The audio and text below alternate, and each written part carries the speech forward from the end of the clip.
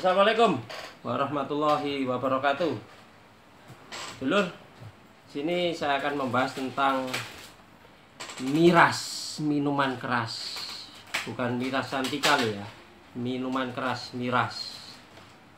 Jadi begini dulur,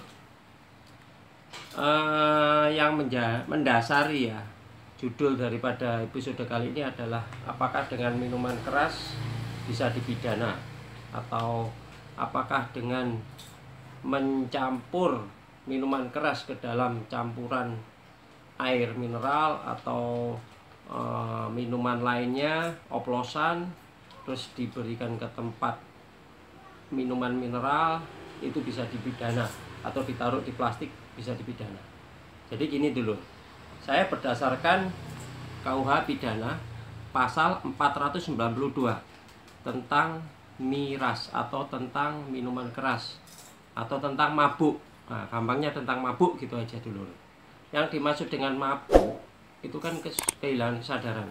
Tapi yang perlu lebih jelasnya saya bacakan pasalnya. Pasal 492 KUH pidana. Tetap bisa dipidana walaupun ini termasuk tindak pidana ringan. Ya, tipiring kalau bahasa peradilannya, tipiring, tindak pidana ringan. Biasanya kalau tindak pidana ringan seperti dulur-dulur ketahui, dulur-dulur yang belum tahu ya, seperti ini, seperti mabuk, terus pengamen, gelandangan. Nah, itu sudah termasuk tindak pidana ringan. Biasanya ancaman hukumannya ya sekitar 2 bulan, 3 bulan, bahkan tidak lebih dari 6 bulan. Saya bacakan untuk pasal 492 KUH pidana. Seperti contoh ya, seperti ini. Barang siapa dalam keadaan mabuk di muka umum. Nah, ini. Mabuk di muka umum, merintangi lalu lintas atau mengganggu ketertiban atau mengancam, apalagi mengancam keamanan orang lain atau melakukan sesuatu yang harus dilakukan dengan hati-hati atau dengan mengadukan tindakan penjagaan tertentu lebih dahulu agar jangan membahayakan nyawa atau kesehatan orang lain, diancam dengan pidana kurungan paling lama 6 hari.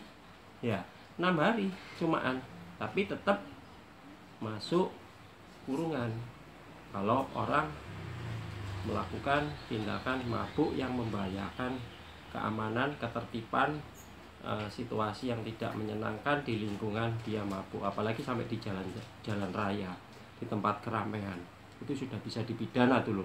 Jadi jangan macam-macam. Sekarang ditambahi dengan perda-perda, peraturan daerah tentang pelarangan minuman keras dan lain sebagainya yang menyebabkan mabuk. Karena apa? Dengan adanya ketidaksadaran, efek daripada mabuk itu sendiri bisa apa? Bisa membahayakan orang lain, kehilangan kesadaran, bisa sampai tindak kejahatan lainnya, membunuh orang, mengancam orang, merampok, melakukan begal dan lain sebagainya. Untuk itu termasuk penyakit masyarakat. Jadi tetap ada ancaman pidananya. Seperti itu dulu. Ya, ini saya akan bacakan menurut R. Susilo dalam KUHP ya. Orang itu mabuk yang dimaksud di sini adalah kebanyakan minum-minuman keras sehingga tidak dapat menguasai lagi. Maksudnya menguasai lagi itu menguasai pemikirannya, salah satu panca inderanya. Jadi sadarannya sudah nggak bisa, sampai anggota badannya sudah linglung, tidak karu-karuan. Nah, seperti itu. Itu sudah dikatakan mabuk, kriteria mabuk dari situ. Apalagi di tempat umum. Kecuali kalau di rumah, di kamar dalam keadaan minum, tidak keluar, tidak mengganggu ketentraman, kenyamanan orang lain, saya kira masih toleransi lah seperti itu. Namun kalau di luar atau apabila di luar dan membahayakan orang lain, apalagi sampai merintangi jalan, sampai dia mengancam orang lain dan lain sebagainya, itu sangat dilarang. Lalu lintas apalagi seperti itu. Jadi seperti contoh dalam kasus putusan Pengadilan Negeri Blitar ya, tahun 2018 perkara itu terbukti secara sah dan meyakinkan telah melakukan tindak pidana tanpa izin minuman keras di tempat umum yang dilakukan dengan cara mabuk karena meminum setengah botol air minum oplosan. Oplosan ini sudah termasuk air minuman keras, walaupun tidak ada kadar alkoholnya, tapi bisa sampai kehilangan kesadaran. Itu sudah termasuk miras dan bisa memabukkan.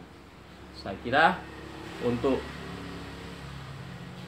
perlu diketahui, masyarakat perlu diketahui, anak muda zaman sekarang sudah diketahui, jangan sampai tindakan minuman keras itu sebagai budaya, sebagai kebiasaan kebiasaan seakan-akan menghangatkan badan, membuat dirinya itu merasa jagoan, padahal itu adalah merusak diri sendiri dengan minuman keras.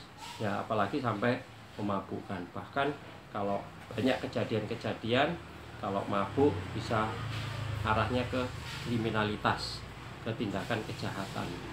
Itu pihak kepolisian biasanya menangkap orang-orang yang berbuat tindak kejahatan seperti itu sampai mabuk minum minuman keras. Ya, tetap beribadah, tetap melakukan aktivitas olahraga, gunakan waktumu, mudamu dengan kegiatan-kegiatan yang positif, dengan bersepeda, berolahraga, dan kreatif, membuat konten-konten, membuat YouTube, apapun yang kira-kira bermanfaat bagi dirimu dan masa depanmu. Pesan saya dari Pojok Hukum, jangan lupa like, komen, dan subscribe. Ingat dulu, selalu waspada. Kejahatan timbul karena ada niat dan kesempatan. Waspadalah. Wassalamualaikum warahmatullahi wabarakatuh. Salam Pojok Hukum.